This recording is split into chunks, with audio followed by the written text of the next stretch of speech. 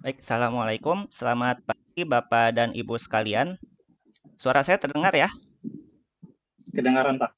Baik, Terdengar, terima Bang. kasih atas kehadiran Bapak Ibu sekalian pada Kolokium Fisika Daring Pusat Penelitian Fisika LIPI. Perkenalkan, saya Ahmad Ridwan Nugraha, hari ini bertindak sebagai pembawa acara sekaligus moderator Kolokium.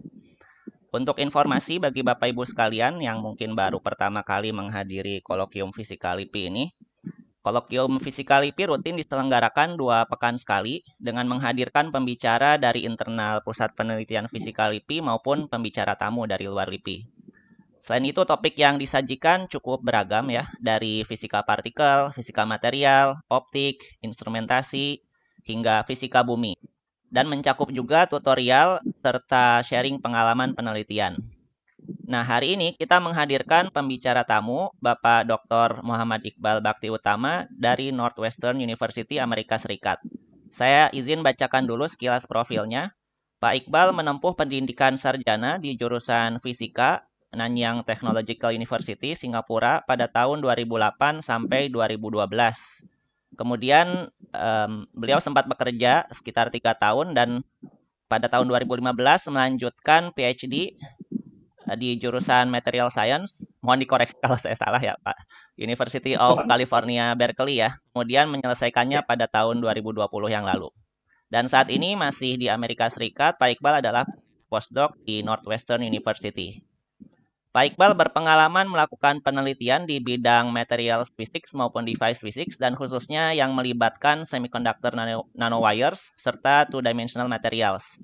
Nah, untuk kolokium kali ini, Pak Iqbal akan membawakan presentasi yang berjudul Engineering the Properties of Two-Dimensional van der Waals Materials. Atau bahasa Indonesianya ini merekayasa sifat-sifat fisis dari nanomaterial yang berbasis two-dimensional van der Waals.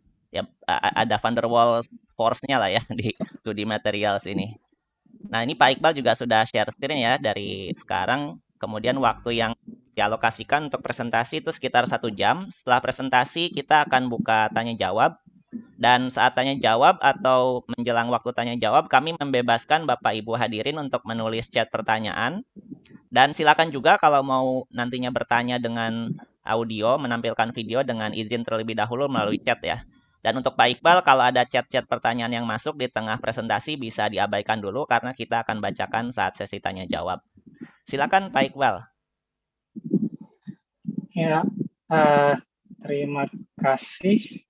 Assalamualaikum, salam sejahtera untuk kita semua. Perkenalkan, nama saya Iqbal. Saat ini seperti yang Pak Ridwan perkenalkan, saya adalah peneliti postdoktoral di Universitas Northwestern di Amerika Serikat. Saya ucapkan terima kasih banyak untuk penyelenggara sesi kolokium daring ini kepada Pak Ridwan selaku moderator dan terutama sekali undangan dari Pusat Penelitian Fisika LIPI yang pertama kali disampaikan ke saya oleh Pak Eski. Penyelenggaraan kolokium seperti dengan mode daring ini adalah ide yang menarik karena dengan demikian Fisika LIPI bisa berkesempatan menjaring pembicara yang belum berkesempatan untuk hadir langsung ke Serpong, misalnya saya yang lagi di luar negeri, dan juga ini memungkinkan saya untuk menjangkau pemirsa yang lebih luas. Namun demikian, saya berharap semoga suatu hari nanti bisa bertemu dan kenalan langsung dengan para peneliti di LIPI nantinya. Oke, sedikit latar belakang tentang diri saya selain daripada yang Pak Ridwan jelaskan. Saya itu lahir dan besar di Pekanbaru dan menetap di Riau hingga lulus SMA di Riau dari SMA Negeri Plus. Terus dengan beasiswa dari Kementerian Pendidikan Singapura, saya menyelesaikan studi sarjana di jurusan fisika dari NTU Singapura tahun 2012. Adapun beasiswa ini punya ikatan kontrak kerja selama 3 tahun dan oleh karena itu makanya saya menetap bekerja di Singapura sebagai peneliti juga di NTU sampai tahun 2015. Saya semenjak dari semester 3 itu tergabung dengan grup penelitian Profesor Chihua Xiong yang baru-baru ini pindah ke Tsinghua University di Tiongkok. Dan bagi saya Profesor Xiong ini sangat berperan dalam memulai karir penelitian saya, karena beliau memberikan kesempatan saya bergabung ke grupnya meskipun saya nggak punya pengalaman penelitian apa-apa pada saat itu. Dan juga karena saya bergabung ketika Pak Cihua ini baru mendirikan grupnya, saya dapat kesempatan yang unik karena bisa dilatih langsung oleh beliau dalam sejumlah prosedur eksperimen, misalnya litografi atau CVD synthesis. Total saya di grup ini selama 6 tahun, dan satu trivia yang cukup unik mungkin bagi Pak Ridwan. Prof. Xiang ini adalah PhD student dari mendiang Peter Eklund di Penn State, dan Profesor Eklund ini dulu adalah postdoc-nya mendiang Millie Dresselhaus. Jadi secara silsilah akademik, saya dan Pak Ridwan masih ada hubungan kekerabatan sebenarnya. Ya, saudara aja. Terus, bentar, ya. Kemudian selesai dari NTU, saya menyelesaikan PhD di jurusan Material Science di Department of Engineering University of California, Berkeley. Saya ada di grupnya Profesor Feng Wang yang ada di Departemen Fisika.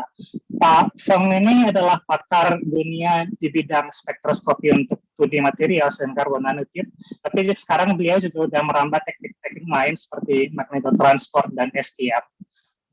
Bagi saya Pak Feng ini adalah sosok ilmuwan panutan dan juga ilmuwan yang brilian, karena beliau ini tidak hanya jago menentukan visi besar tentang proyek penelitian yang patut untuk dipelajari, tapi juga punya keahlian teknis mendalam tentang detail-detail eksperimen. Sementara itu, sejak Desember tahun lalu hingga saat ini, saya adalah postdoc di Departemen Material Science di Universitas Northwestern di kota Evanston yang berbatasan langsung dengan Chicago, dan bekerja di grupnya Profesor Mark Hersong. Northwestern ini punya niche penelitian, terutama sekali untuk bidang kimia dan material science. Di grup Pak Mark, saya berharap bisa mendiversifikasi portofolio penelitian saya dengan mengerjakan proyek-proyek yang punya cita rasa lebih ke kimia-kimiaan ketimbang dulu di grup Pak Feng yang lebih ke fisikaan.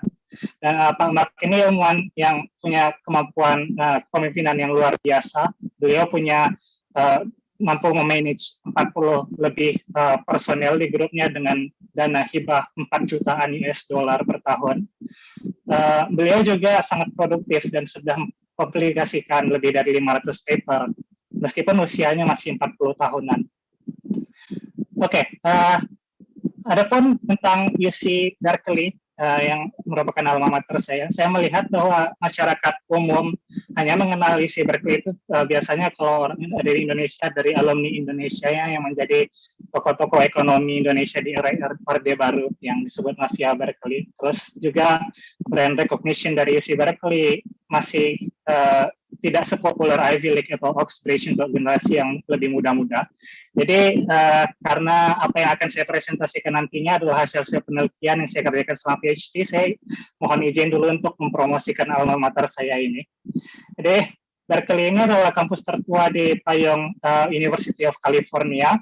Kampus-kampus ini masing-masing independen satu sama lain dan punya rektorat dan jurusan yang terpisah. Dan salah satu kampus University of California adalah UC Berkeley ini yang lokasinya di Berkeley dekat dengan Silicon Valley.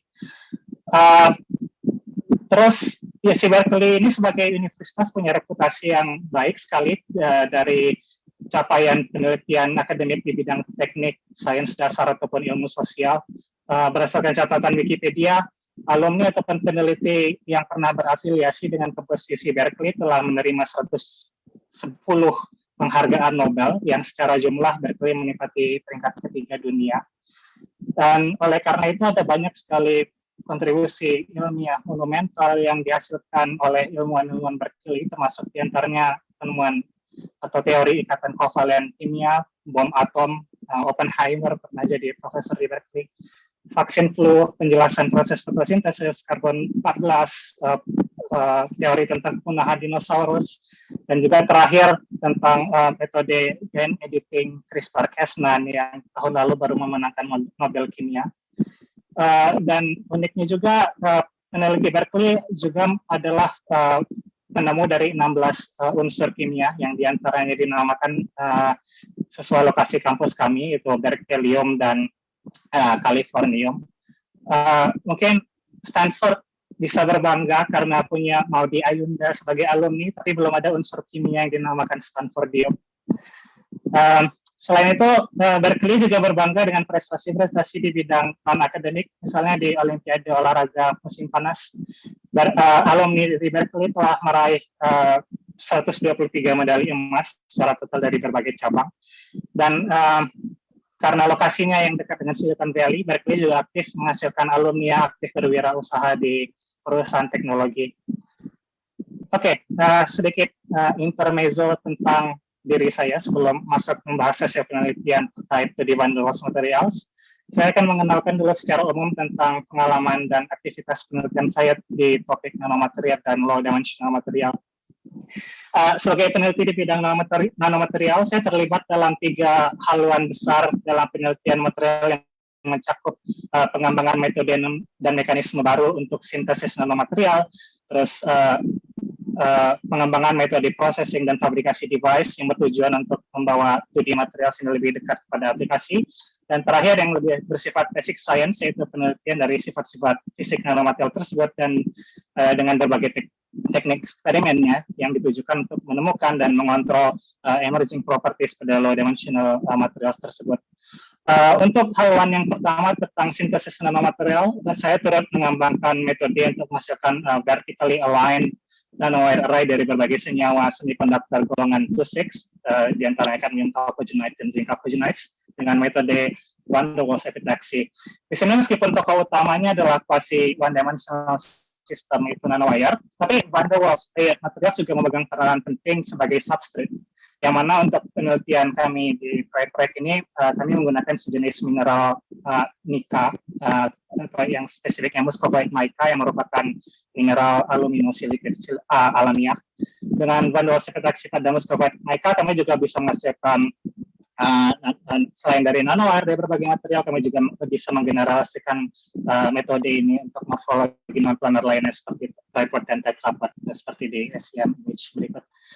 Untuk di haluan yang kedua, saya memfokuskan diri untuk pengembangan metode processing dari 2D materials untuk aplikasi, misalnya demonstrasi layer by layer thinning dari multi-layer flake, molybdisulfide menuju monolayer, terus ada demonstrasi dari centimeter scale synthesis monolayer molybdiselenide pada insulating substrate, dan studi dari penggunaan sheet catalyst ketika 2D material disintesis kepada 4 field effect transistor. Lalu kami juga menggunakan metode patterning tanpa etching yang kemudian saya manfaatkan untuk membuat channel untuk device measurement, di mana kami menemukan CVD film kami mengalami carrier transfer lewat mekanisme variable range hopping. Terakhir kami juga menggunakan device dengan EM-ion PFSI liquid ion gate untuk menciptakan electric double layer transistor sehingga bisa mencapai strong doping regime untuk mengamati quenching dari Raman modes di bilayer MOS2.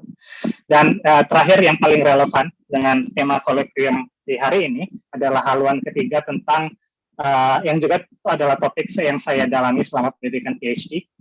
Saya dan kolega-kolega di grup Fang Wang beserta kolaborator mempelajari bagaimana kita bisa mendesain 2D material sampel secara struktur menggunakan trik-trik nanofabrikasi dalam hasil konfigurasi sampel yang sesuai. Kemudian kami lantas menggunakan berbagai macam teknik karakterisasi yang merupakan toolbox dari ilmu fisika zat padat, mulai dari electrical transport, scanning probe microscopy, dan optical spectroscopy untuk pelajari sifat-sifat baru yang muncul dari sampel 2D tersebut. Sebagai contohnya, untuk yang paper yang pertama, saya bekerja dengan postdoc di grup yang mengerjakan pump probe spektroskopi. Kami mendesain monolayer molybdiselenide dengan substrate sedemikian rupa untuk memaksimalkan local electric field dari optical pump, dan kami menggunakan fenomena very selective optical stark effect untuk membuktikan teori tentang keberadaan fine structure splitting pada 2p excitant state di molybdiselenide. Lalu juga bekerja dengan salah satu postdoc mentor di grup, kami mempelajari bagaimana menggunakan dielectric screening effect yang mempengaruhi bandgap di 2D monolayer untuk menghasilkan heterojunction yang kemudian kami ukur lewat transport dan Kelvin probe microscopy. Lalu kami juga mempelajari bagaimana mikrostruktur dari 2D material bisa berubah bila kita menyusun monolayer per monolayer secara vertikal menjadi van der Waals heterostructure, lalu kemudian mengobservasi lattice relaxation yang terjadi dengan scanning microwave impedance microscopy. Dan yang terakhir, kami juga berkolaborasi dengan scientist di RPS User Facilities untuk mempelajari band flattening yang terbentuk pada Moire superlattice, khususnya pada magic angle bilayer graphene dengan kolaborasi di beamline Maestro di Advanced Light Source Berkeley, dan pada align heterodilayer tungsten diselenide tungsten disulfide berkolaborasi dengan grupnya Alessandra Lanzara, Maestro beamline, dan Soleil Antares beamline di Prancis. Namun karena keterbatasan waktu, kemungkinan besar saya akan memfokuskan diskusi ke dua topik yang pertama ini, dan bila masih ada kesempatan mungkin saya juga akan touch sedikit dengan topik yang terakhir.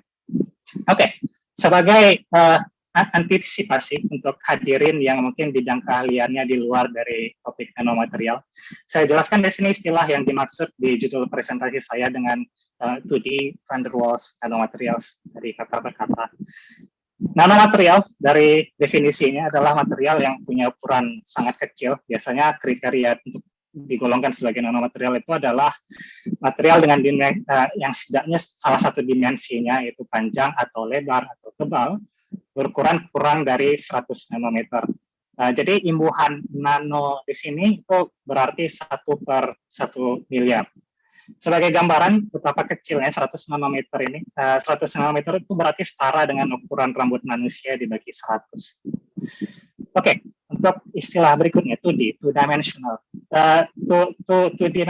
Dua dimensi di sini maksudnya saya akan membahas jenis nanomaterial yang mana tidak ada batasan dari panjang dan lebar dari material tersebut, tapi material 2D harus punya ketebalan yang sangat-sangat tipis, ada pada order sekitar beberapa nanometer. Sementara istilah van der Waals di sini mengerucutkan bahwa 2D nanomaterial saya bahas adalah jenis material yang memiliki sifat kristal struktur berlapis-lapisan.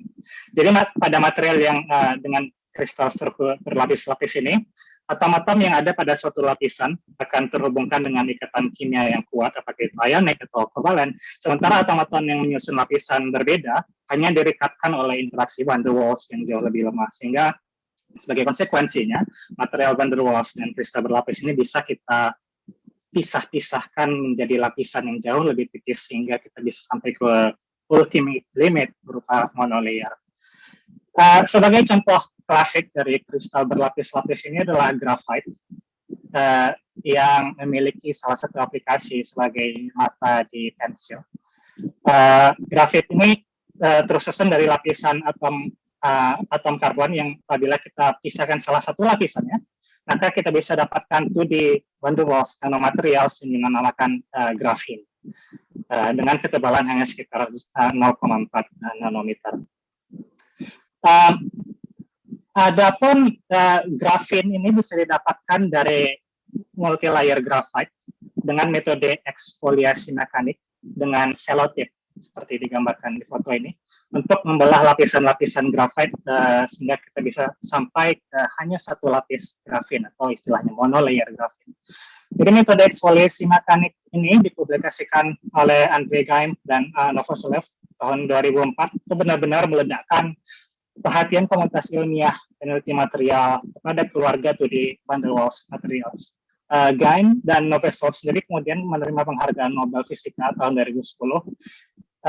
Salah satu alasannya karena grafin memang memiliki sifat-sifat fisik yang superlatif, luar biasa, terutama dari segi elektronik, dengan carrier mobility yang tinggi sekali mencapai ratusan ribu cm square per volt second, atau juga misalnya karena mechanical strength-nya yang lebih kuat daripada intan. Namun dari sudut pandang saya sebagai peneliti ilmu material, salah satu yang membuat grafin dan 2D material sejenisnya ini menarik adalah betapa aksesibelnya material ini dibandingkan jenis-jenis material elektronik pendahulunya. Sebagai contoh, 30 tahun yang lalu, untuk mengamati integer atau fractional quantum Hall effect, kita butuh 2D elektron gas dari material yang butuh instrumentasi material growth yang tidak murah, seperti misalnya molecular beam epitaxy, dan juga keahlian teknik khusus untuk menghasilkan material tersebut. Namun dengan simpelnya metode produksi untuk memproduksi monolayer grafin dari grafite ini, yang bisa dilakukan hanya dengan selotip sebagai modal. Siapa saja bisa mendapatkan high quality material untuk keperluan penelitian, sehingga barrier of entry untuk masuk ke topik 2D material lebih rendah karena investasi capital yang dibutuhkan untuk material atau sample preparation tidak sebesar dibanding ketika misalnya kita masih membutuhkan molekular beam deteksi. Ini menjadikan topik penelitian 2D materials lebih demokratis dan bisa punya lebih banyak pemain di seluruh penjuru dunia. Yang juga menarik, material yang tergolong 2D van der Waals nanomaterials ini juga punya anggota-anggota lain selain grafin yang bersifat semi metal. Misalnya dengan mengubah sedikit struktur latisnya dan atom yang menyusun lapisannya, kita bisa mendapat sifat-sifat elektronik yang bermacam-macam, dimulai dari insulator dengan bandgap yang besar, misalnya boron nitride bandgap 5 eV.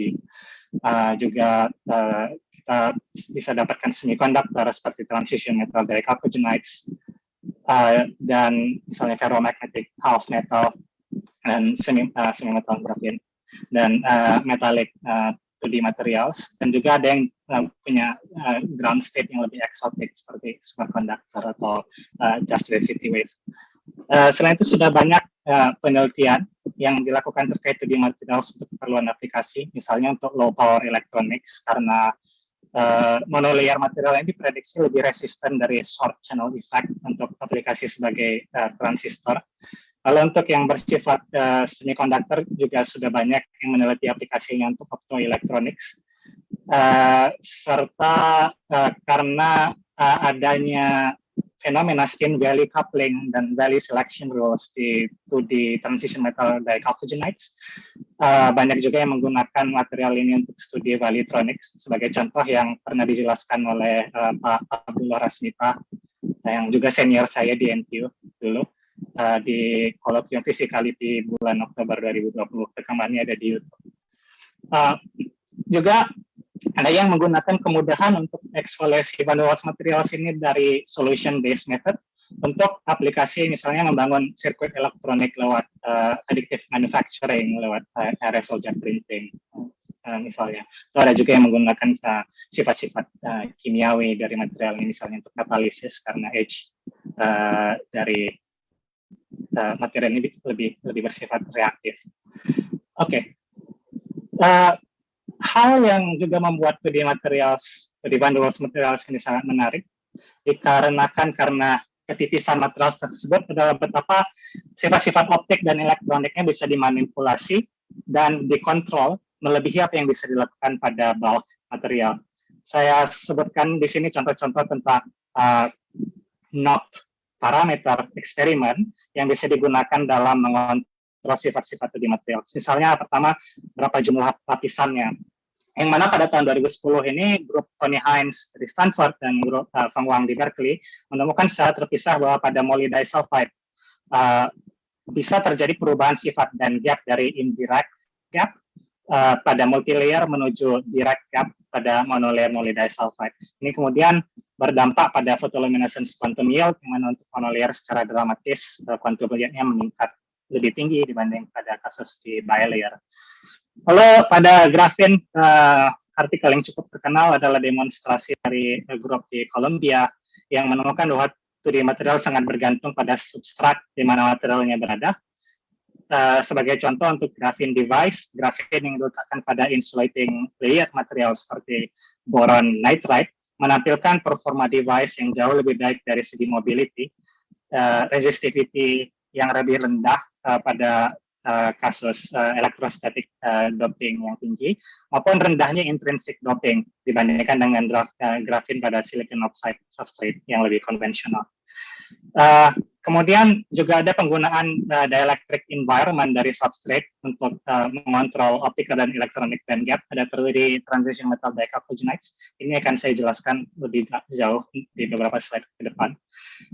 Selain itu, sifat 2D material juga bisa dikontrol dengan penggunaan pulse dari sinar laser yang kuat, sehingga interaksi cahaya dan material ini menghasilkan fenomena-fenomena yang unik, seperti misalnya Valley Selective Optical Stark Effect yang dipublikasikan oleh Edward Sick ketika dulu masih di Nogedi Group, dan Jung Hwan Kim ketika di grup Fengwang, yang mana optical stack effect ini digunakan untuk misalnya memanipulasi posisi dari excitonic resonance yang terjadi hanya bila optical pump masih menyinari sampel. Lalu baru-baru ini yang benar-benar jadi topik yang hot di Fundamental Physics adalah penggunaan twist angle sebagai parameter material yang unik hanya terjadi pada van der Waals material saja. Dan beberapa tahun terakhir ini eksperimen yang telah digunakan untuk menghasilkan fenomena-fenomena seperti correlated states di twisted graphene maupun Moreau-Tyrrell exciton di align transisi material ke generatif bilayer. Oke. Jadi sebagai outline di slide berikutnya di presentasi ini, kita akan coba lihat penggunaan 3 contoh dari parameter tadi sebagai control knob dari sifat fisik 2D van der Waals nanomaterials. Pertama kita tinjau penggunaan dielectric environment sebagai kontrol dari sifat monolayer molybdenite. Electronic band gap adalah suatu parameter fundamental yang kalau bagi semikonduktor ataupun insulator itu pada umumnya bersifat intrinsik. Jadi band gap itu bisa kita anggap sebagai suatu parameter yang seperti akan jadi signature dari suatu material yang kita tinjau. Namun untuk material yang bersifat two-dimensional atau untuk megalithene itu mereka memiliki sifat unik di mana band gap ini tidak lagi bersifat intrinsik yang hanya ditentukan oleh atom penyusun, struktur kristal ataupun defects, tapi band gap juga ditentukan oleh lingkungan dielectric di sekitar material 2D tersebut. Ilustrasi yang lazim digunakan untuk menjelaskan fenomena ini adalah dengan meninjau electric field lines antara dua muatan, two charges, bisa itu elektron quasi-particle atau elektron hole pair untuk kasus di exciton, kalau kita menjelaskan tentang binding energy exciton. Untuk kasus misalnya 3D bulk object, mayoritas electric field lines masih berada di dalam objek 3D itu sendiri, sehingga kita bisa memberikan suatu nilai konstanta dielectric yang bisa yang menentukan screening besaran screening pada electric field di material bulk itu. Namun untuk pada kasus 2D object, terutama yang sangat-sangat tipis, sebagian besar dari electric field lines itu menjorok keluar dari layer tersebut. Sehingga akibatnya screening effect juga harus mempertimbangkan dielectric properties dari environment di bawah maupun di atas dari 2D object ini tempat dia berada. Secara teori sudah ada sejumlah paper yang memprediksi berbagai memprediksi perilaku dari perubahan band gap pada monolayer.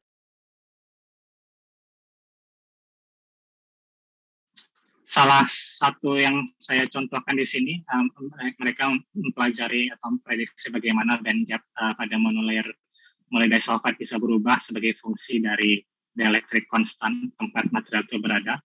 Ada 2 tren utama yang bisa kita lihat. Misalnya dari plot yang paling kiri, kita bisa lihat bahwa perubahan band gap itu paling kentara untuk range dielectric constant dari environment yang pada kisaran kecil, mendekati misalnya epsilon equals to 1 pada kasus material itu suspended, tidak bersentuhan dengan substrate elektrik, menuju misalnya epsilon equals to 2. Dibanding misalnya epsilon 24 menuju epsilon 25, kita bisa lihat perubahan band gap-nya itu jauh lebih kecil. Jadi seperti ada tren yang decaying dari perubahan band gap sebagai fungsi dari peningkatan dielectric constant. Tren yang kedua adalah bagaimana valence band H dan conduction band H ini saling mendekat satu sama lain. Maksudnya seiring dengan peningkatan dielectric constant dari substrate, conduction band H itu bergerak ke bawah, sementara valence band H bergerak ke atas. Jadi karena pergerakan yang berlawanan arah ini itu kemudian konsekuensinya adalah band gap, the net electron band gap-nya itu makin kecil dengan peningkatan dielectric constant. Secara eksperimen juga sudah ada sejumlah artikel yang mempelajari tentang band gap renormalization sebagai efek dari dielectric skinning ini. Misalnya STM dari Cromie Group terus magneto-optik measurement, dan kemudian ada optical spectroscopy dari Archana Raja ketika masih di grupnya Tony Hines, dan juga terakhir ada RPS eksperimen yang juga dilakukan oleh Tony Hines. Namun masih ada beberapa pertanyaan yang terbuka untuk dijawab, misalnya bagaimana perubahan band gap ini sebagai dampak dari dielectric screening mempengaruhi electronic transfer behavior pada lingkungan substrate yang tidak homogen. Lalu pertanyaan berikutnya adalah apakah kita bisa menggunakan metode alternatif selain dari misalnya optical spectroscopy untuk melihat efek dari perubahan band gap akibat dielectric screening. Dan yang terakhir, bisakah dielectric screening ini kita gunakan untuk menciptakan suatu konsep device yang baru.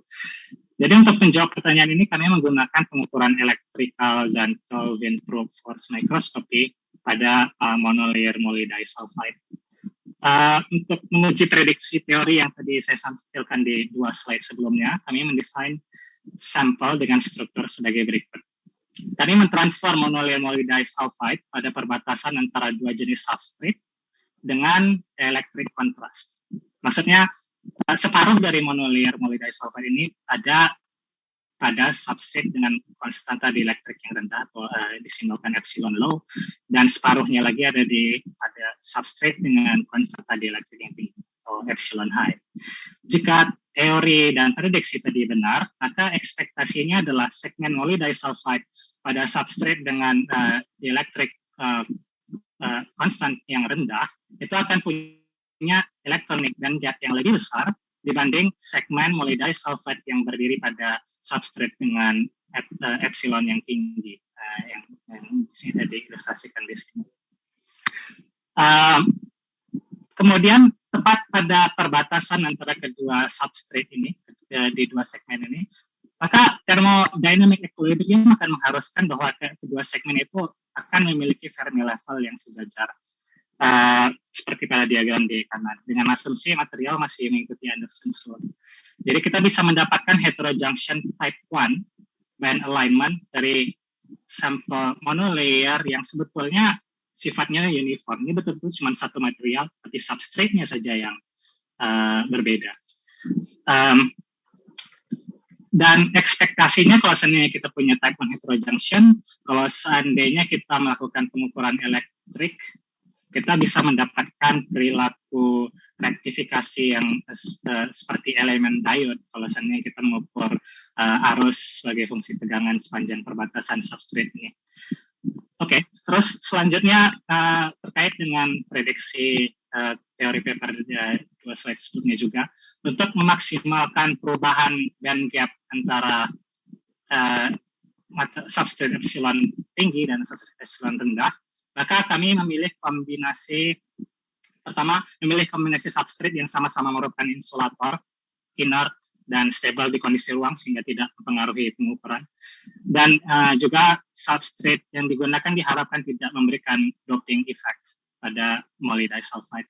Dan lebih penting lagi, terutama karena mengingat perubahan band gap paling dramatis terjadi pada regime epsilon yang kecil, maka kami memilih substrat epsilon low yang punya epsilon atau dielectric constant kecil mungkin, dan pilihan kami jatuh pada Cytop, yaitu sejenis fluoropolymer film dengan epsilon sekitar 2,0-2,1. Oke, gambar di sebelah kiri adalah citra optical microscope dari device kami. Kami mengukur dengan konfigurasi 4 probe untuk meminimalisir dampak dari elektrod metal yang digunakan sebagai leads. Dan bisa kita lihat dari image citra ini, ada perbedaan warna dari paruh kiri dan paruh kanan gambar. Itu adalah merujuk pada kedua substrate yang kami gunakan, yaitu Cytop yang sebelah kiri yang punya epsilon rendah dan boron nitride yang punya epsilon tinggi. Sementara gambar di tengah adalah output curve hasil pengukuran arus dari device ini sebagai fungsi tegangan untuk beberapa value dari gate voltage. Sesuai ekspektasi kita bisa melihat adanya rektifikasi diode yang mana polaritas forward biasnya ketika misalnya kita aplikasikan potensial yang tinggi ke molybdisulfide segmen yang ada di epsilon tinggi sesuai dengan skematik di sini, sesuai dengan ekspektasi kita bahwa band gap pada epsilon yang pada substrate dengan epsilon yang lebih tinggi akan lebih kecil. Dan sebagai kontrol eksperimen, kami juga mengukur device serupa tanpa adanya dielectric contrast. Jadi ini hanya betul-betul monolayer molybdisulfide dari substrat side top yang uniform, dan kita bisa lihat adanya ohmic behavior dengan kurva IV yang linear, dan tidak seperti adanya rektifikasi pada kasus pada adanya dielectric contrast. Oke, sebagai eksperimen tambahan untuk lebih meyakinkan atribusi kami juga mengukur perubahan band gap atau lebih tepatnya adanya conduction band offset pada kedua sisi segmen molybdisulfide dengan teknik Kelvin probe force microscope. Teknik KPFM ini bisa digunakan untuk mengukur perbedaan work function antara sampel dengan tip AFM yang merupakan metal, di mana selain adanya AC bias juga di-apply DC bias untuk mengkompensasi adanya gaya elektrostatik antara tip dan sampel sebagai akibat dari charge redistribution antara tip dan sampel, karena sebagai konsekuensi dari perbedaan work function antara tip dan sampel. Dan apabila kita melakukan mapping dari DC bias atau yang disimbolkan V bias di sini antara kedua segmen dari monolayer yang ada di epsilon rendah substrate dan epsilon yang tinggi, kita bisa menentukan kemudian perbedaan work function antara kedua segmen sesuai dengan relasi yang diberikan berikut. Saya juga komentari bahwa pengukuran ini dilakukan dengan lift mode dengan tip refraction height yang relatif besar 30 nanometer dengan tujuan untuk mengurangi efek screening yang juga bisa terjadi dari metal tip itu sendiri. Selanjutnya juga pengukuran dilakukan dengan lingkungan yang terkontrol, di mana sampel dan AFM head itu kami letakkan dalam tabung yang dialiri dengan gas nitrogen high purity yang konstan untuk meminimalisir pengaruh dari atmosfer di lingkungan. Oke, terus kalau seandainya kita menggunakan persamaan standar untuk menghitung charge carrier concentration pada konduktor di kedua sisi, kita bisa menemukan hubungan antara perubahan work function dan conduction band offset delta EC di sini sebagai fungsi dari carrier concentration di kedua sisi dan juga effective mass di kedua sisi. Tapi kalau seandainya kita mengasumsikan bahwa effective mass dari molybdisulfide di dua dielectric substrate ini tidak berubah, dan memang ini sudah terbukti dengan pengukuran RPS oleh grup Tony Hines yang dipublikasikan di PRL tahun 2019 yang lalu, di mana mereka menemukan rigid band shift ketika band gap terrenormalisasi. Dan juga kita asumsikan bahwa aplikasi electrostatic gate dari silicon backgate itu adalah yang menentukan besaran dari carrier concentration pada molybdisulfide di kedua sisi. Maka sebagai estimasi, kita kemudian bisa menyimpulkan bahwa conduction band offset pada kedua segmen ini sebetulnya proporsional dengan perbedaan V bias di kedua sisi. Jadi berikut ini adalah hasil map dari V bias pengukuran KPFM dengan separuh kiri dari monolayer pada epsilon low substrate di side top dan separuh kanan di epsilon dan bisa kita ambil rata horizontal. Kita dapatkan profil seperti berikut dengan delta V bias sebesar negatif 90 mV, dan menggunakan relasi dari slide sebelumnya kita dapatkan delta EC sebesar positif 90 mV. Angka positif ini menunjukkan bahwa conduction band age atau molybdisulfide di boronite itu ada posisi yang lebih rendah dibandingkan MOS2 di segmen di site of substrate, yang berarti memang ekspektasi kita sesuai bahwa terjadi shrinking atau pengecilan dari band gap dengan epsilon yang lebih tinggi. Lalu kolaborator teori kami, grup dari Stephen Lui, melakukan kalkulasi GW yang pada kasus follow polimer dengan epsilon rendah dan juga pada HDN, dan hasilnya konsisten dengan pengukuran kami, yang mana ada conduction band offset sebesar puluhan MeV dan conduction band H di HDN yang juga memang lebih rendah posisinya dibandingkan pada side top menghasilkan type 1 heterogeneation. Oke, topik yang kedua, kontrol dari struktur menggunakan twist angle. Dan seperti yang sudah saya sebutkan sebelumnya, keunikan 2D van der Waals materials adalah bahwa material di kelompok ini tidak punya dangling bonds di out of plane direction. Jadi sebagai konsekuensinya, kita bisa menumpuk 2D material dari material yang berbeda-beda, seperti bagaimana kita membangun Lego block. Tapi analogi ini tidak sepenuhnya berlaku benar, karena lapisan komponen dari Lego ini tidak wajib untuk disusun dengan registry tertentu. Dan pada 2D materials kita tidak perlu kecocokan antara lattice constant, tidak perlu kecocokan crystalline symmetry, dan juga tidak perlu azimuthal alignment. Oleh karena itu kita bisa menyusun apa yang disebut dengan Moiré lattice seperti yang diilustrasikan di slide ini.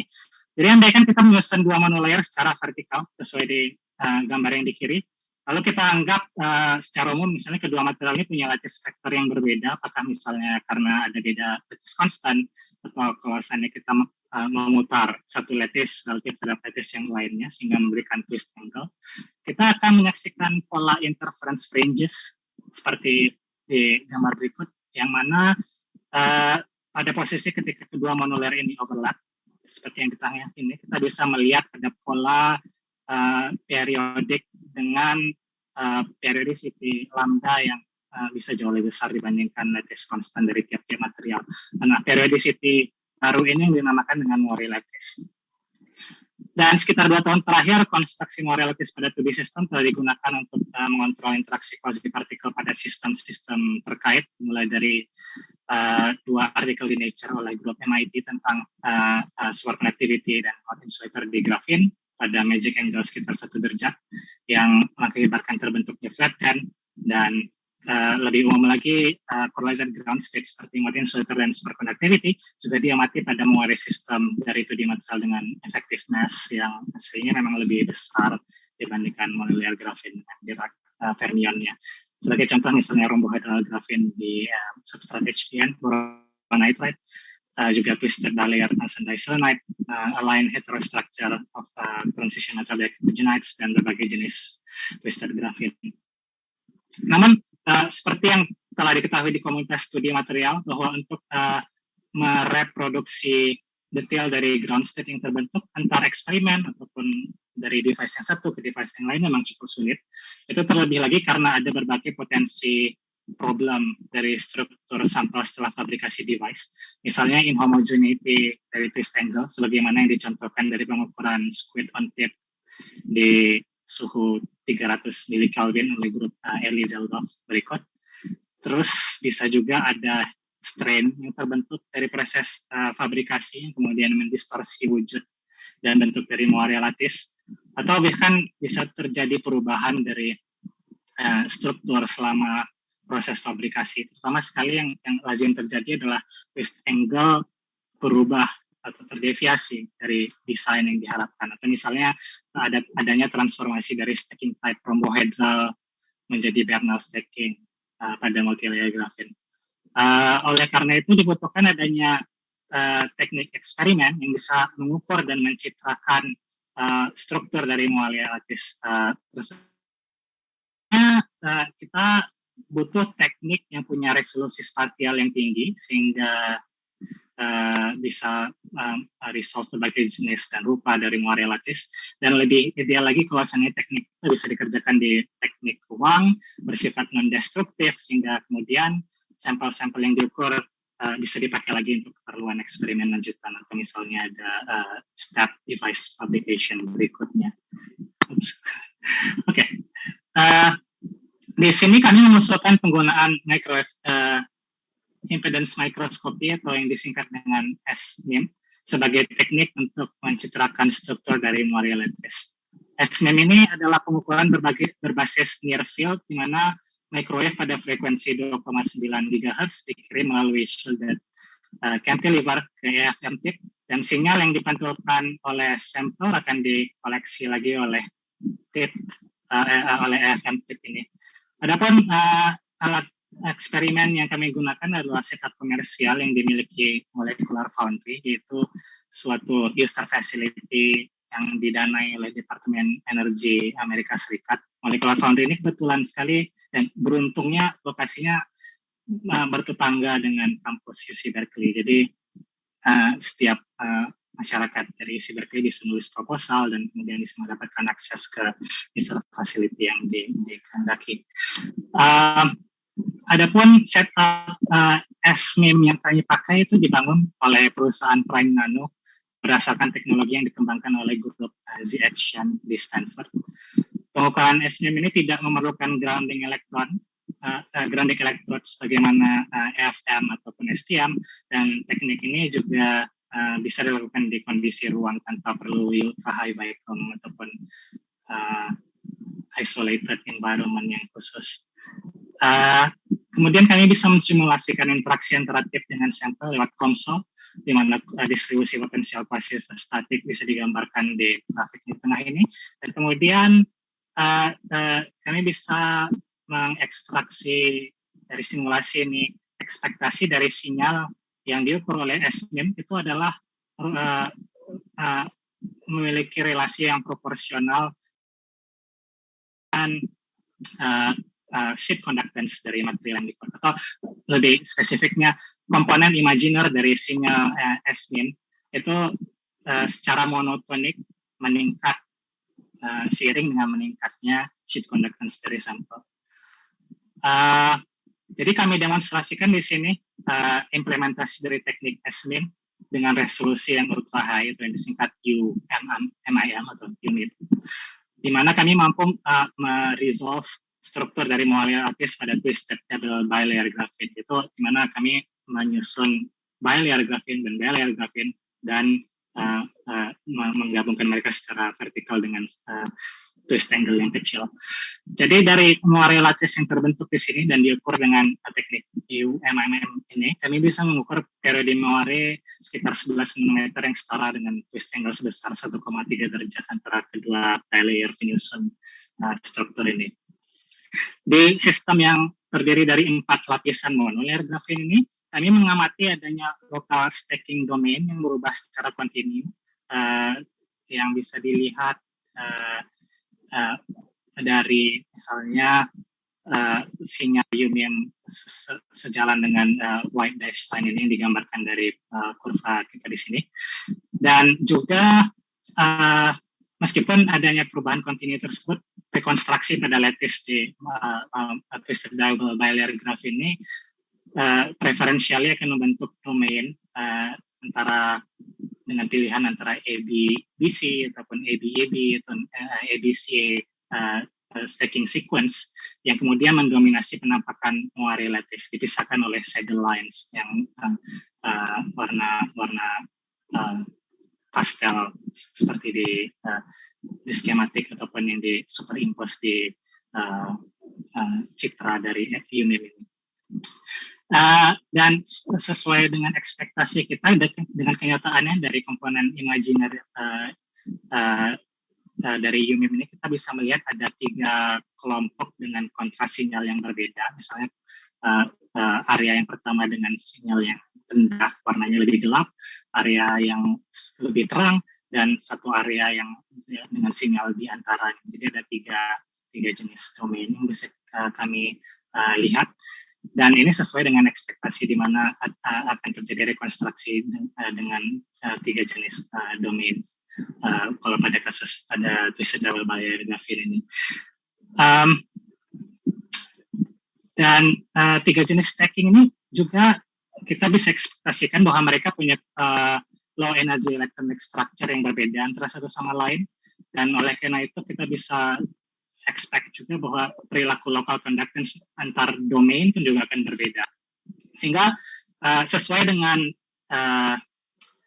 simulasi yang ditampilkan di slide sebelumnya, kita bisa simpulkan bahwa teknik UMIM ini terutama komponen sinyal yang imaginarinya, kita bisa tidak hanya memberikan detail dari bentuk dan struktur muare seperti citra topografi dari EFM, tapi juga informasi dari sifat elektronik lokal dari sampel.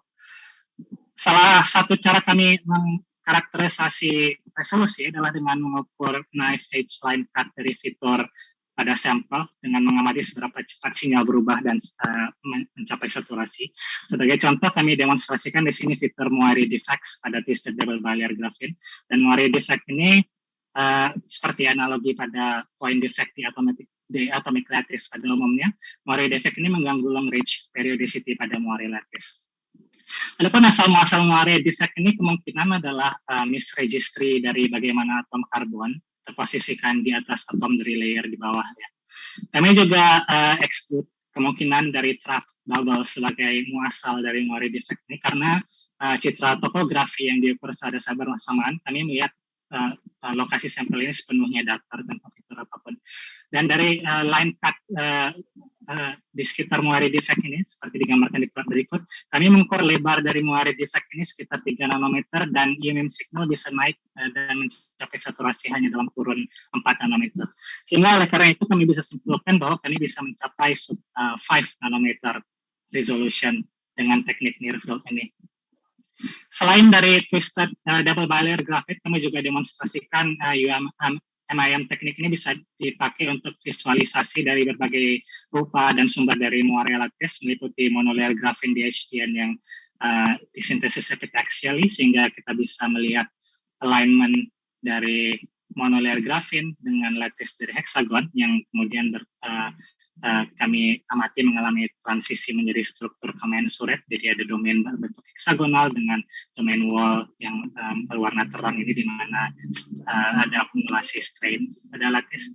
Juga pada kasus untuk twisted trilayer graphene dan twisted double bilayer graphene yang mendekati 0 degree twist angle, kami bisa melihat lattice pada graphene mengalami rekonstruksi yang dramatis, sehingga kita bisa melihat adanya domain berbentuk segitiga yang merupakan stacking rhombohedral yaitu ABC pada kasus trilayer atau ABCA pada kasus twisted double bilayer, dan juga stacking bersifat Bernal yaitu ABA atau ABAB pada kasus trilayer dan twisted double bilayer respectively. Adapun dari teori dari grup Alan McDonald di UT Austin, rhombohedral stacking ini punya dispersi dari low energy electronic bands yang bisa diaproksimasi dengan energi proporsional dengan momentum pangkat n, dengan n adalah jumlah lapisan. Sementara Bernal stacking masih memiliki linear komponen band yang bersifat linear. Maka ekspektasinya rhombohedral stacking dengan efektif mass yang lebih tinggi daripada Bernal stacking punya local conductivity yang lebih rendah. Dan oleh karena itu kami assign domain yang berwarna gelap ini dengan rhombohedral stacking. Oke. Terus manfaat menarik UMM dibanding teknik lainnya untuk meresolve local conduction seperti conducting EFM adalah sensitivitas UMM dalam meresolve struktur Moiré yang tidak hanya terjadi pada lapisan teratas tapi juga interface yang subsurface. Jadi UMM ini mampu memvisualisasikan struktur yang terdiri dari kombinasi berbagai lapis dengan lebih dari satu Moiré lattice. Sebagai contoh, yang digambar kiri ini kami punya Moiré dari twisted double bilayer graphene dan juga Moiré dari bilayer graphene yang di bawah dan substrate HPN. Jadi ada dua set dari Moiré lattice yang terbentuk.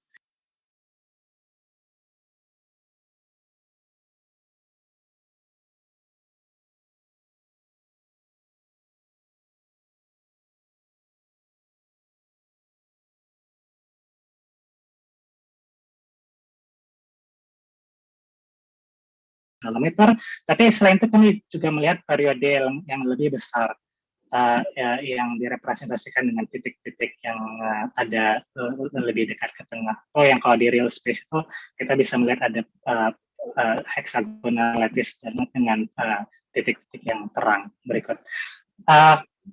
Adapun kalau seandainya kita mengukur misorientasi dari kedua Moiré lattice yang merupakan komponen didapat dari balayar grafin dan balayar grafin yang di bawah dan HBN, kita bisa menyimpulkan bahwa periodicity yang lebih besar datang dari FFT yang adanya di titik-titik yang di tengah ini, itu berasal dari super moire lattice dari kedua moire penyusun sebelumnya.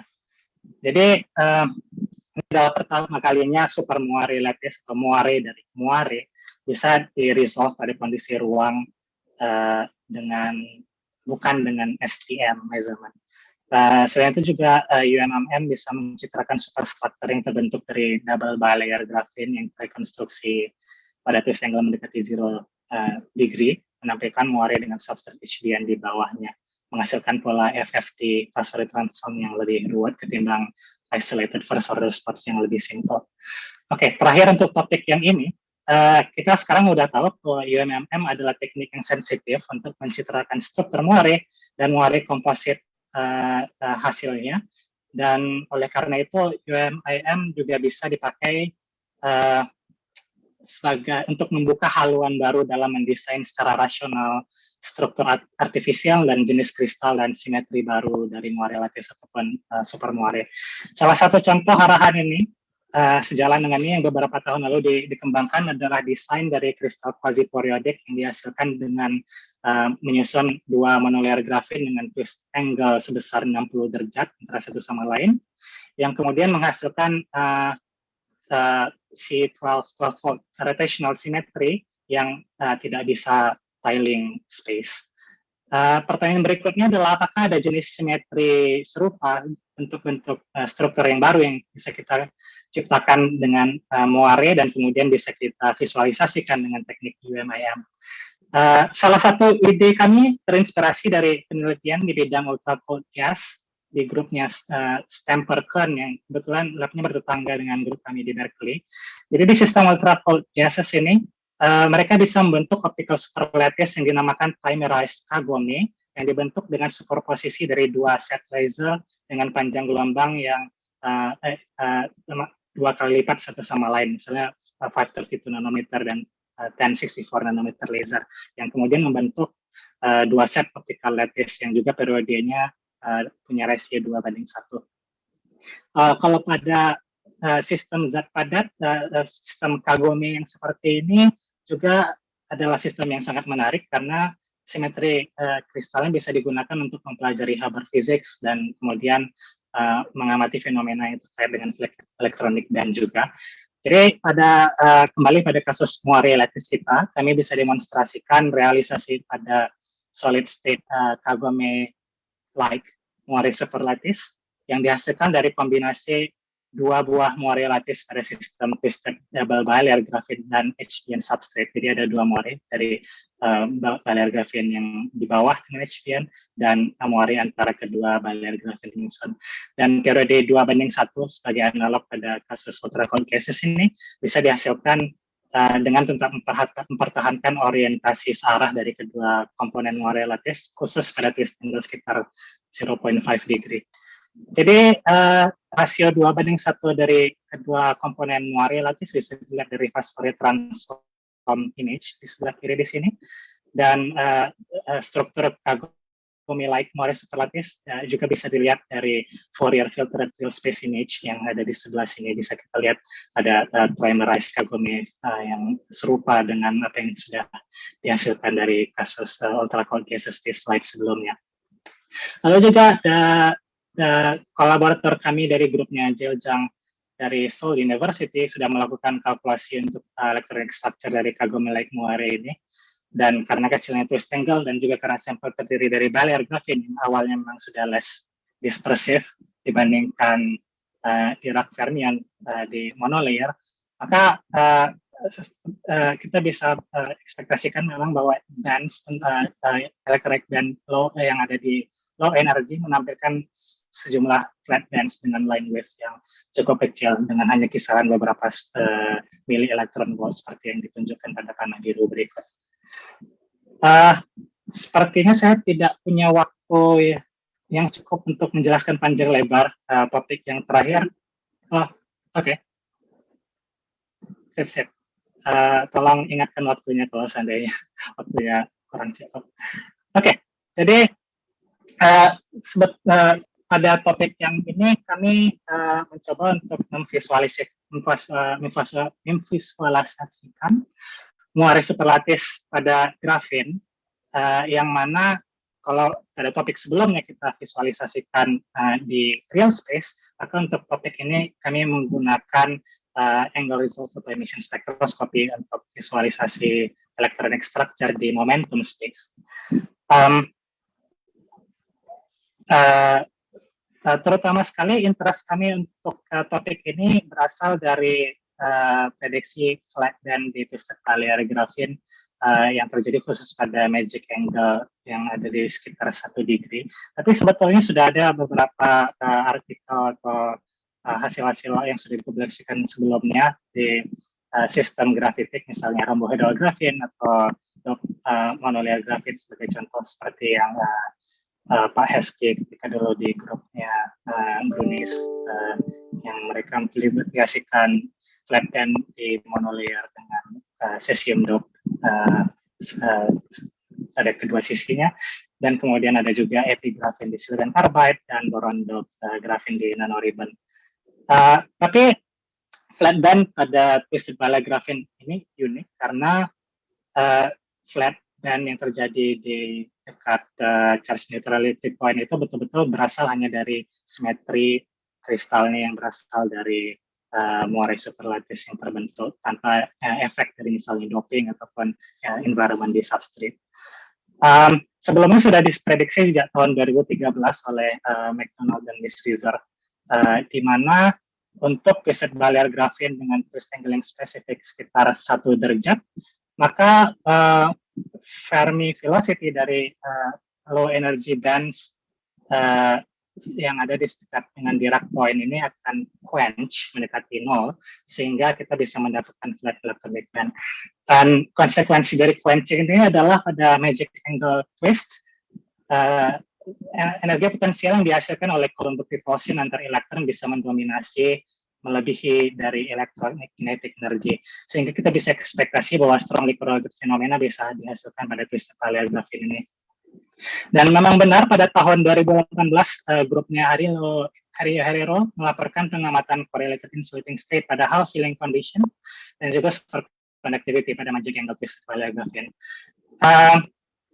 Adapun komponen yang penting untuk realisasi correlated state tersebut adalah flat band seperti yang sudah diprediksikan pada teori paper ini.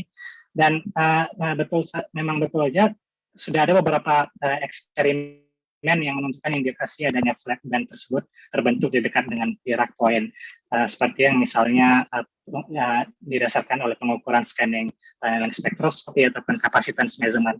Dan biasanya indikator dari terbentuknya flat band itu adalah observasi dari Van Hoff singularity, seperti yang ditandai oleh tanda tanah pentol ini, adanya titik di dekat charge neutrality. Oke, meskipun flat band ini punya peran yang sangat krusial dalam misalnya observasi dari correlated insulating state ataupun fenomena correlated yang lebih umum pada twisted palliary graphene, flat band dispersion di momentum space itu masih belum pernah diamati sebelumnya. Dan kita juga perlu ingat bahwa seperti yang sudah saya jelaskan di topik sebelumnya tentang inhomogeneity dari twisted palliary graphene yang terbentuk setelah fabrikasi terjadi, maka metode pengukuran yang dilakukan itu idealnya harus bersifat lokal sehingga kita bisa mengukur electronic structure dari sampel dalam area jangkauan yang sekecil mungkin. Dan oleh karena itu kami propose untuk melakukan visualisasi dari band structure magic angle graphene menggunakan angle resolved automation spectroscopy dengan nanoscale resolution, atau disingkat dengan nano-RTES. Jadi di sini kami berkolaborasi dengan grupnya Eli Rothenberg dan staff scientist di grup tersebut di Beamline Maestro Advanced Light Source Berkeley, yang mana mereka memiliki instrumentasi nano-RTES dilengkapi dengan capillary focusing sehingga bisa menghasilkan beam spot yang hanya berukuran sekitar 1 mikrometer.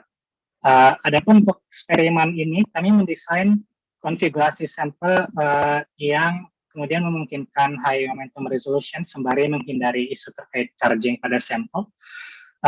Dan untuk itu maka kami harus menghasilkan sampel yang sedatar mungkin tanpa capping ataupun encapsulation yang menutupi top surface dari sampel, dan juga harus ada grounding path antara sampel dengan substrate.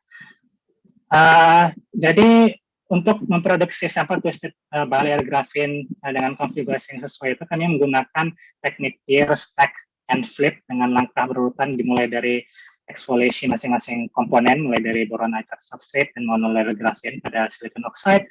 Lalu kami menggunakan teknik pickup dengan stem dari polypropyl carbonate.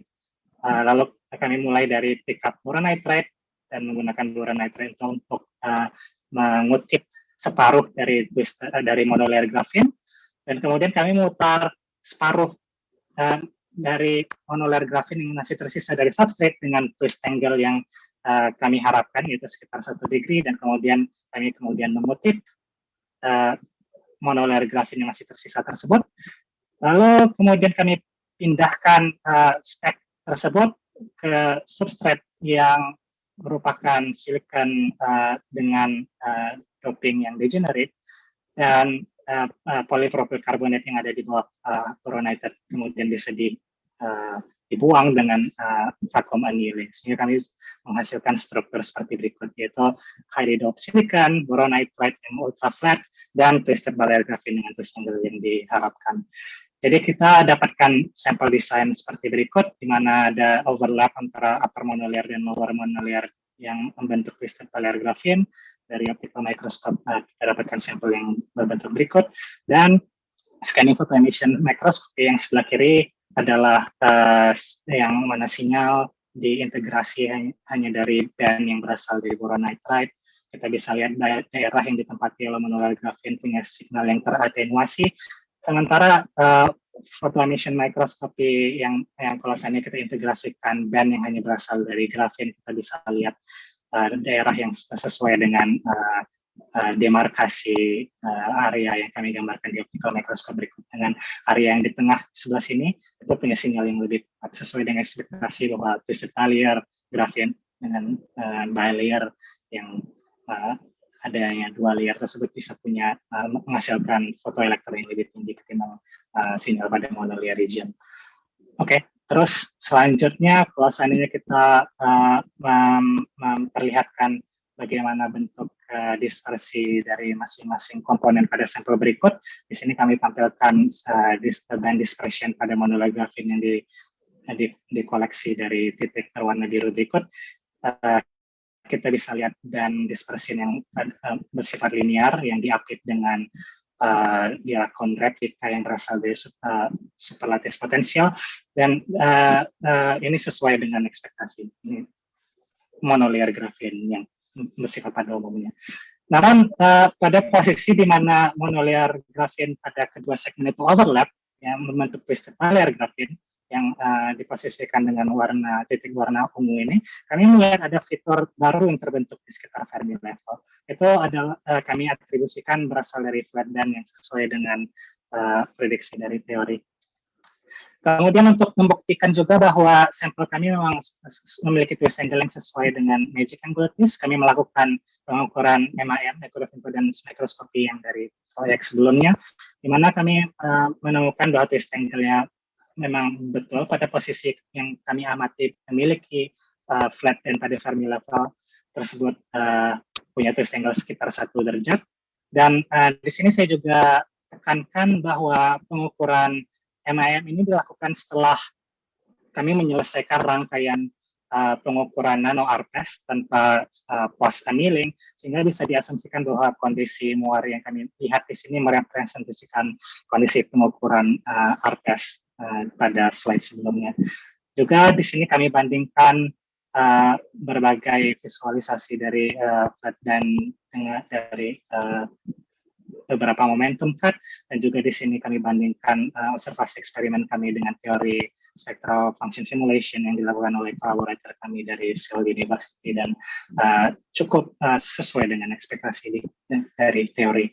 Lalu juga kami tampilkan di sini equal energy cut dari Fermi surface dan beberapa binding energi lain, dan juga eksperimen dan simulasi masih sesuai. Dan ya, kita sampai di penghujung presentasi saya. Jadi pertama, dari topik yang pertama kita tampilkan, kita tunjukkan bahwa dielectric control bisa menghasilkan band gap renormalization, kita bisa kontrol band gap pada 2D material. Lalu dengan twist angle kita bisa mencapai structural control, menghasilkan Moiré lattice yang bisa kita visualisasikan di real space dengan microimpedance microscopy. Dan yang terakhir di proyek ketiga ini kita menggunakan nano RPS, yang mana twist angle pada twist layer graphite menjadi control knob untuk menghasilkan band structure control. Oke, terakhir sekali saya ucapkan terima kasih kepada advisor dan kolaborator kami untuk eksperimen maupun teori dan material. Dan terima kasih kepada hadirin atas perhatiannya.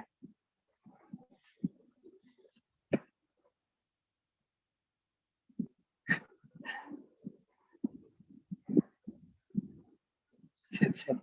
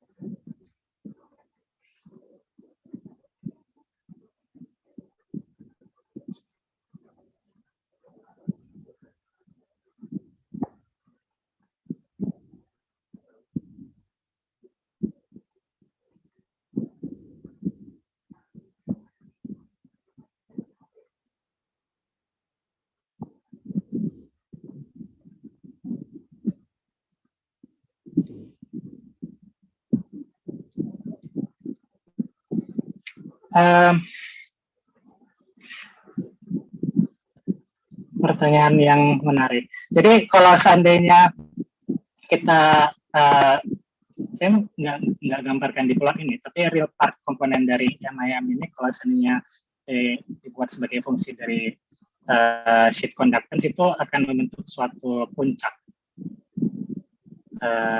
yang mungkin puncaknya coincide dengan posisi di mana signal imaginary part ini punya slope yang maksimum.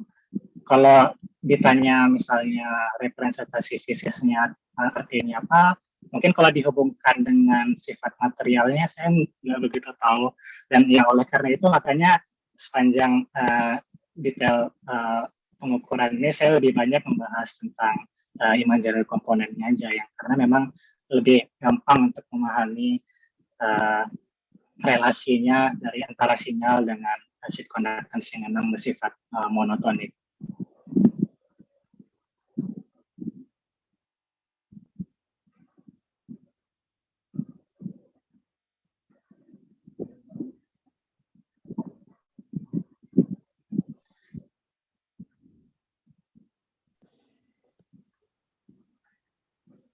Maksudnya mungkin resonans gitu ya misalnya.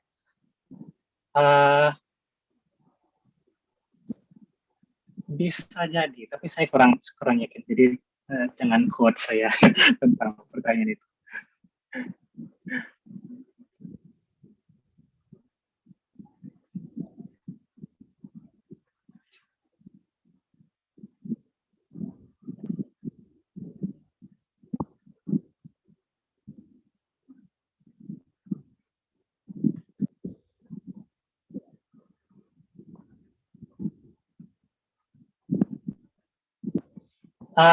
Sebetulnya 2,9 GHz itu bukan pilihan dari user, karena kebetulan bukan kebetulan, tapi memang 2,9 GHz itu adalah preset frekuensi yang kita dapat kalau kita menggunakan setup komersial dari Prime Nano ini. Tapi kalau asumsi saya, angka 2,9 GHz ini juga ditentukan dari misalnya bagaimana resonance dari cantilever tip yang digunakan dan struktur dari tip yang digunakan. Jadi kalau seandainya bentuk cantilever ataupun dimensi dari shielded cantilever yang digunakan yang berbeda, maka posisi resonance dari microwave bisa juga tershift dari 2,9 GHz. Dan memang dari eksperimen MIM yang dilakukan oleh grup lain, saya bisa melihat adanya variasi dari frekuensi microwave yang digunakan, misalnya antara dari 1 GHz sampai katakanlah beberapa GHz gitu. Atau pada intinya bisa juga dikatakan ini bukan dari sektor network analyzer yang di mana kita bisa menghasilkan broadband microwave, tapi ini discrete value dari gigahertz yang bergantung pada impedance match dan shielded cantilever yang digunakan.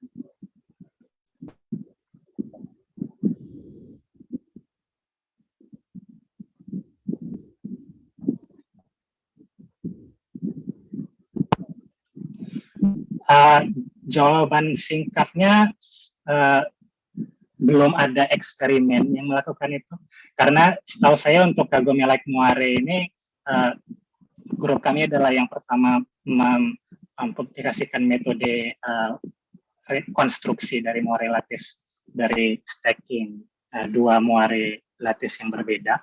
Tapi kalau seandainya kita berkaca pada Kagome lattice system yang lain, misalnya kayak Cobalt 10, yang mana memang terjadi frustrated magnetism, bisa jadi akan sangat menarik kalau seandainya memang itu bisa ditampilkan pada kasus grafin juga.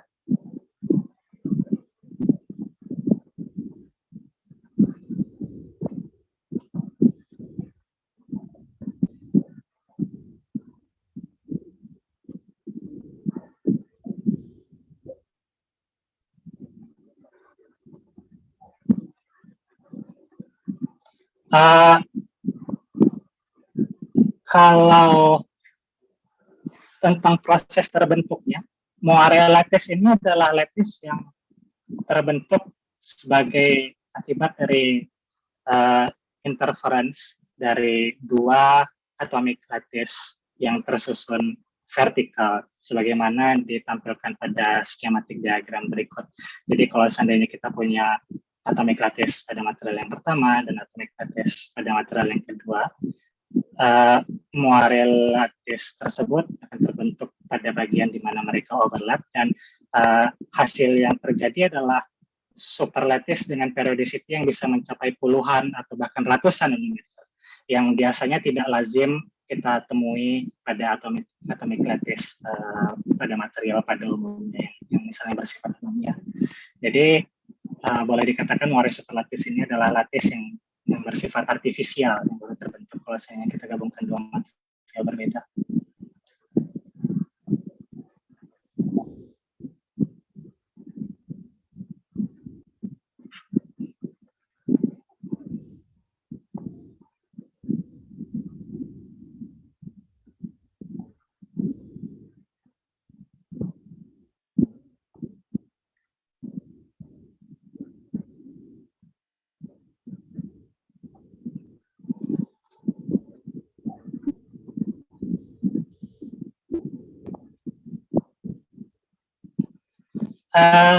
Kalau untuk kasus twisted Euler graphene, berdasarkan teorinya magic angle itu betul-betul bergantung pada misalnya besaran interlayer interaction antara kedua monolayer grafin, dan ya untuk pada kasus twisted Euler graphene, magic angle yang menghasilkan flat band sebesar 1 degree itu sorry, saya rephrase kalimatnya.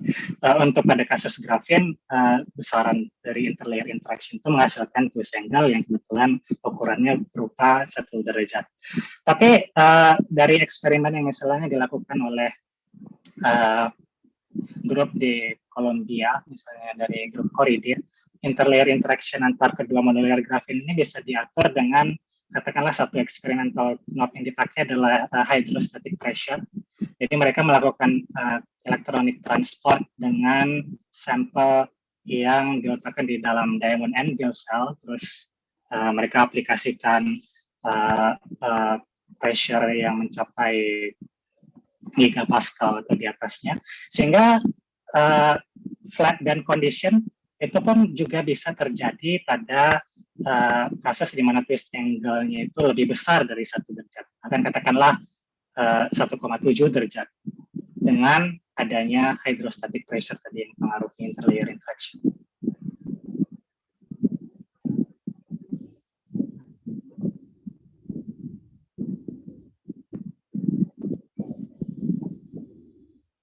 Ya tergantung material penyusunnya gitu.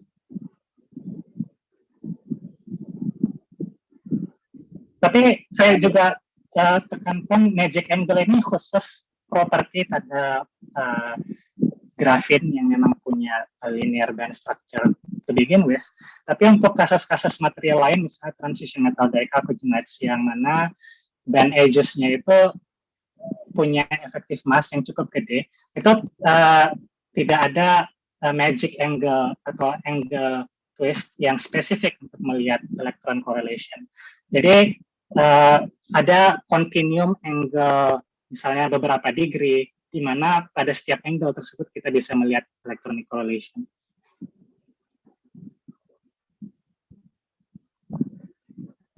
Enggak. Jadi kayak misalnya di Nature Materials tahun lalu gitu, bahkan dari antara 2 degree sampai 4 degree itu bisa dilihat ada insulating state at healthy length untuk twisted barrier WS gitu.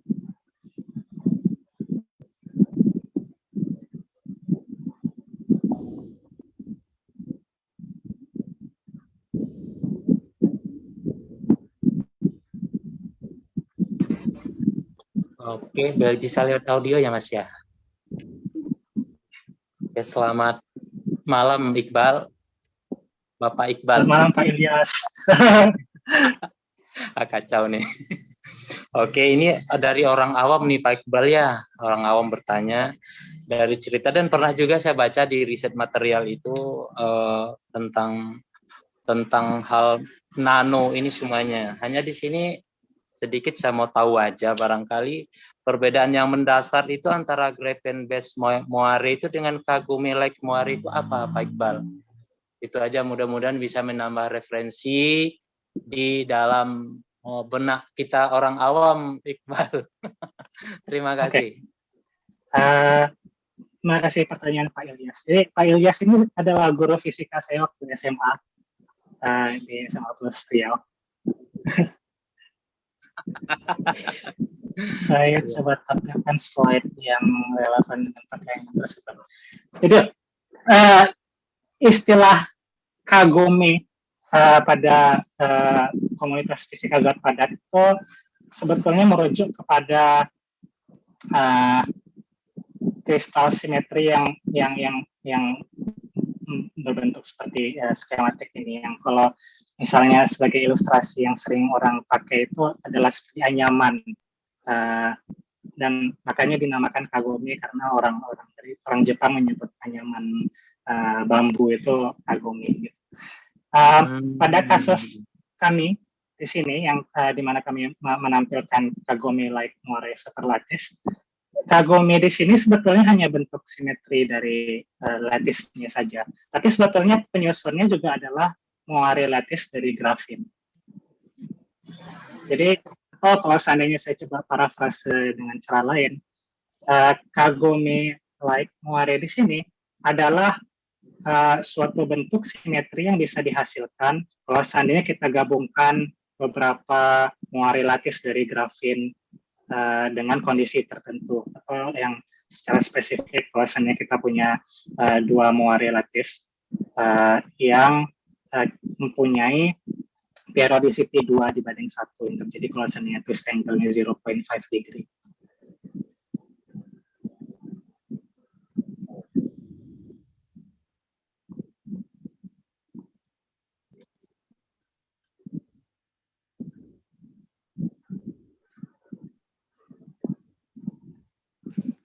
Iya, terima kasih Iqbal atas presentasinya, luar biasa. Saya mau tanya banyak banget sih sebenarnya yang mau saya tanya, tapi satu-satu deh. Yang tadi yang dielektrik ya, menjun band gap dengan atau membuat heterostructure dengan dielektrik itu ada perbedaan 70 mili-elektron volt. Kenapa? Apakah Iqbal pernah coba dengan misalkan WT itu misalkan yang punya spin orbit coupling yang lebih kuat gitu ya, dan ada split antara satu spin dan spin yang lainnya, apakah bisa mungkin kita punya fenomena seperti spin selektif gitu ya, atau heterostructure gitu. Itu pertanyaan saya pertama. Dengan menggunakan fenomena driven renormalization ini, maksudnya? Iya.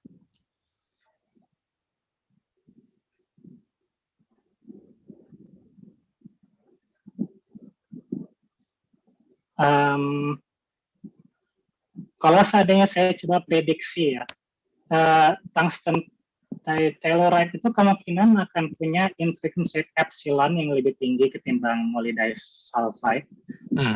Terlebih juga karena misalnya komponen atom penyusunnya itu kan lebih berat. Jadi ada kemungkinan kalau seandainya kita meletakkan tungsten telluride di berbagai substrate, atau misalnya kita gunakan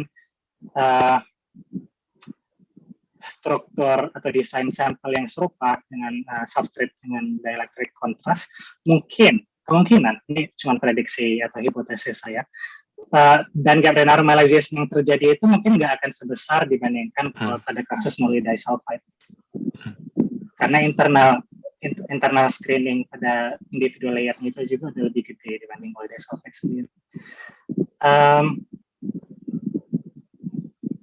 Tapi katakanlah misalnya kita bisa tune band gap dari tungsten telluride. Saya boleh tanya balik nggak? Misalnya ada nggak prediksi menarik tentang spin properties dari tungsten telluride yang mungkin akan terjadi? Saya juga nggak ngerti sebenarnya.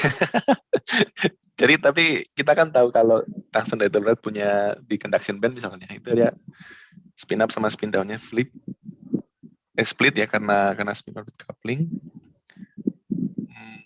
Mungkin aja dengan nge-tune Fermi energy dan seterusnya bisa kita pilih gitu mana spin yang kita mainkan, kemudian dengan circular polarized light atau apa bisa kita pilih mana yang tereksitasi dengan spin tertentu gitu kali. Mungkin approach yang agak lebih potensial untuk mencapai itu saya rasa adalah, katakanlah misalnya kalau kita bisa lakukan optical Stark effect. Selain dari tungsten telluride, sebetulnya tungsten diselenite juga punya conduction band yang split antara spin up dan spin down-nya kan.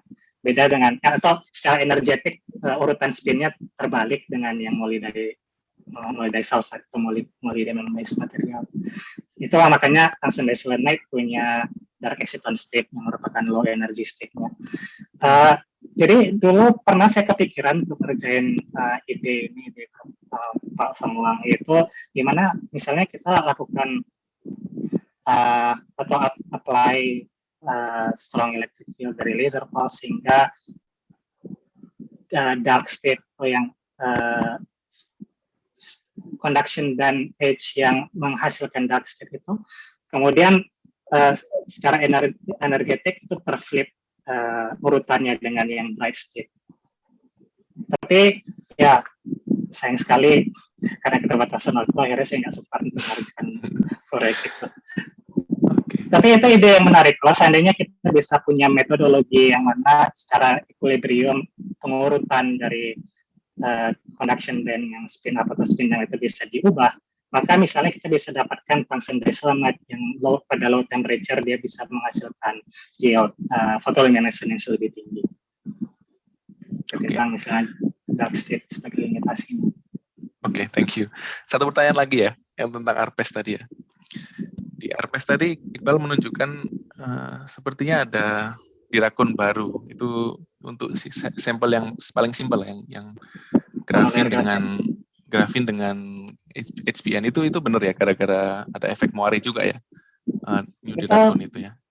efek Moire, tapi saya perlu tekankan juga Diracon replika ini juga bisa diamati bahkan untuk monolayer grafin yang punya twist angle yang besar dengan underlying HBN substrate. Jadi berapapun twist angle-nya kita bisa melihat on replika, cuman masalahnya ada separasi momentum space antara replika dengan yang original Diraconnya aja. Oke. Biasanya untuk flat band itu kan kita punya ukuran half flat gitu ya, the band it is. Terus di sini biasanya ukurannya adalah panjang wave vector yang tercover dengan flat band. Itu biasanya Iqbal tahu ini sangat flat dari mana? Atau saya tanya berapa besar wave vectornya dibandingkan dengan Brillouin zone gitu? Kalau kita misalnya cuman ngelihat, jadi di Fermi surface ini adalah equal energy cut dari hasil eksperimen kami, dan heksagon warna purple ini adalah besar dari mini Brillouin zone untuk twist angle yang kami dapatkan dari hasil pengukuran MIM. Jadi sub-n atau ekstensi dari sinyal yang kami dapatkan dari flat band ini sebetulnya ukurannya bahkan melebihi besaran dari mini Brillouin zone ini. Kalau seandainya kita mencoba misalnya untuk mengatur gamma atau misalnya kontras dari image atau visualisasi dari acoustic Bailey graph ini, bahkan kita bisa melihat ada semacam sinyal yang extend multiple Brillouin zone away dari puncak sinyal dari flat band tersebut. Cuman kami nggak membahas itu lebih lanjut di artikel kami. Yang terakhir mungkin karena ini nano arpes ya, nano arpes, jadi kan sebenarnya lokal banget gitu. Kemudian kamu melakukan apa tadi MIM ya setelah melakukan nano arpes. Ya. Saya memahami betapa kompleksitasnya ya, sangat luar biasa. Terus bagaimana kamu tahu? Gimana kamu tahu milih regime yang tadi kamu lakukan arpes itu gitu. Terus pilih regime yang dimana kamu punya twist angle yang magic gitu. Soalnya ketika kami melakukan pengukuran arpes, itu kami juga merecord lokasi di mana flat band itu diamati, itu dari mapping photo emission ini. Misalnya secara spesifik kami tahu lokasi di mana flat band itu ditemukan, yang kami tampilkan di sini itu berada di posisi ini, dan dari AFM imaging saya mungkin nggak menampilkan yang large scale-nya, tapi dari AFM dan dikombinasikan dengan MIM, kami juga bisa trace back lokasi tempat flat band itu ditemukan di mana berada. Terus kami ukur misalnya dari atomic resolution atau high resolution MIM, kami dapatkan Moire lattice yang dikehendaki dan kemudian ekstrak twist angle-nya. Oke, thank you. Keren. Thank you. Boleh.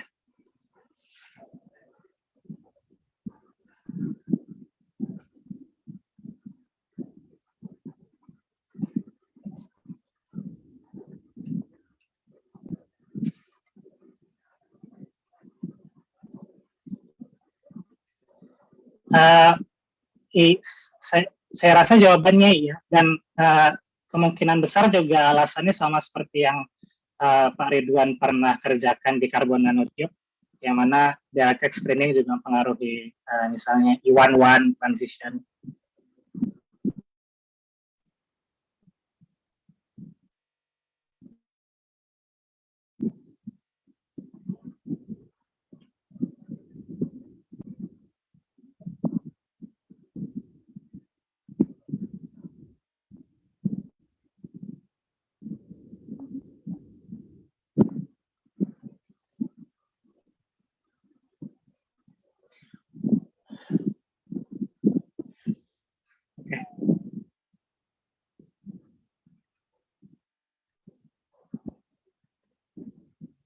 Saya pakai electrical transfer, spesifik dengan KPFM.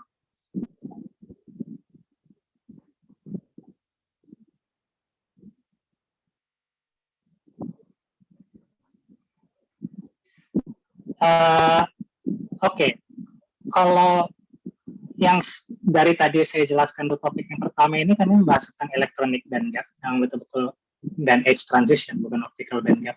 Tapi meskipun demikian, apa yang tadi saya juga sebutkan tentang yang sudah dilakukan oleh grup-grup lain dalam pengukuran eksperimen dari optical spectroscopy, mereka memang mengukur optical transition dari ground state to excitant state, tapi kemudian mereka bisa mengestimasi besarnya excitant binding energy, sehingga kemudian mereka bisa determinasi electronic energy dari pengukuran optik mereka.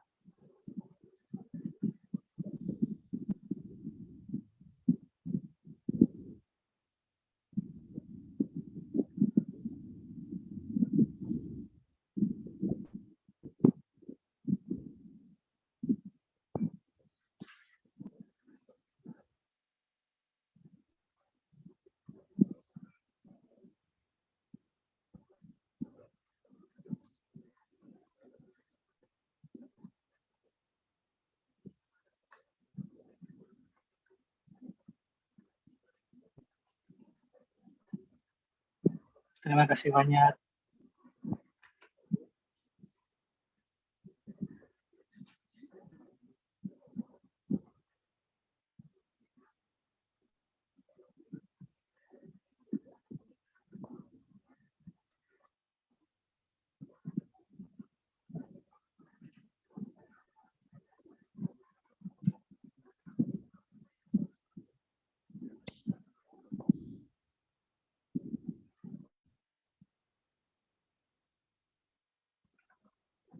Terima kasih.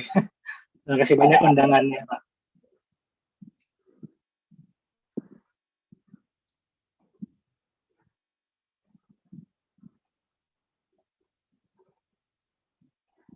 Kalau di kota Evanston sudah ada direksi dari pemerintah lokal untuk kembali ke normal sepenuhnya, terutama untuk yang sudah vaksinasi lengkap.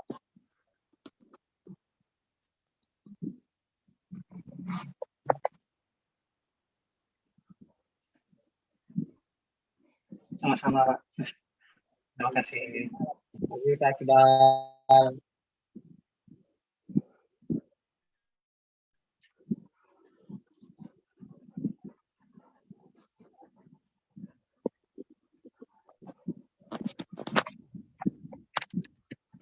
Waalaikumsalam. Terima kasih banyak.